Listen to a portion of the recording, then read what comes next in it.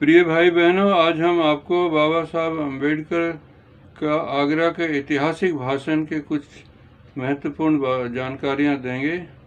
बाबा साहब ने उस समय जन समूह को संबोधित करते कहा था कि मैंने आपको राजनीतिक अधिकार तो दिला दिए हैं, किंतु अब तुम्हारा कर्तव्य है कि सामाजिक गैर बराबरी को, शैक्षिक और आर्थिक गैर बराबरी को दूर करने के लिए एकजुट होकर इस संघर्ष को जारी रखें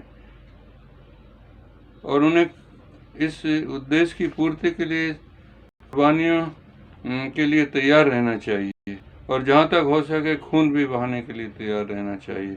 उन्होंने नेताओं को संबोधित करते हुए कहा कि तुम्हें अपने आपको जो नेता दूसरी पार्टियों में जाके बेच रहे हैं, तुम बेचना चाहते हो तो बेचो, लेकिन किसी भी तरह अपने संगठन को बर्बाद करने की कीमत पर नहीं।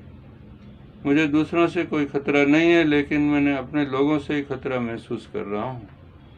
भूमिहीन मजदूरों से कहा कि तुम्हारी तबाही का कारण तुम्हारे पास ज़मीन नहीं होना है और मैं कोशिश करूँगा तुम्हें ज़मीन दिलवाने की भी। अपने समर्थकों से कहा कि एक अछूत के रूप में मैं तुम्हारे बीच में अब नहीं रहूँगा, लेकिन यह एक सच्चे बुद्धिस्ट के रूप में मैं तुम लोगों के कल्याण के लिए संघर्ष जारी रखूँगा। मैं अपने साथ तुम्हें बुद्धिस्ट बनाने के लिए नहीं कहूँगा, क्योंकि मैं अंधभक्त नहीं चाहता। केवल वही लोग जिन्हें इस महान धर्म की शरण में आने की तमन्ना है, बौद्ध धर्म ग्रहण कर सकते हैं, जिसे वे इस धर्म में दृढ़ विश्वास के साथ रहें और जिसके आचरण का अनुकरण करें।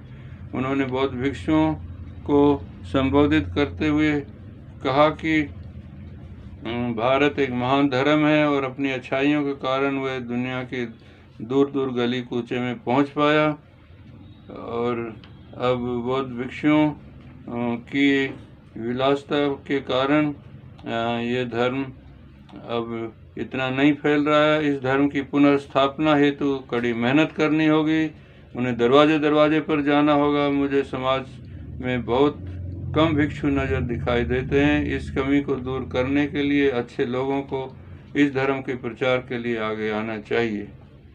जैसे आज वी द पीपल एक संगठन इसी टाइप का बना रहा है। शासकीय कर्मचारियों से उन्होंने कहा कि उच्च शिक्षा प्राप्त करने के बाद आपको समाज की वो सेवा करें। 5% अपनी आय का वो समाज के कार्यों में दान दें, नहीं तो केवल एक ही परिवार उनका ही सुधर पाएगा।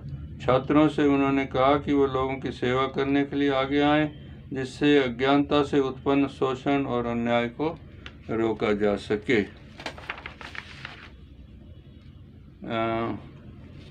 उसमें आपका उत्थान समाज के उत्थान में ही निहित है, तो समाज का उत्थान निजी उत्थान से महत्वपूर्ण है।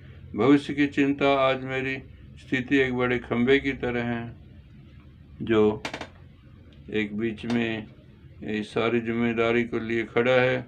मेरा स्वास्थ्य ठीक नहीं है, मैं ऐसा कोई नवयुवक ढूंढ रहा हूँ जो इस जिम्मेदारी को लेने के लिए आगे आए, तो मैं चैन से मर सकूँगा। आपका मंगल हो, आपका भला।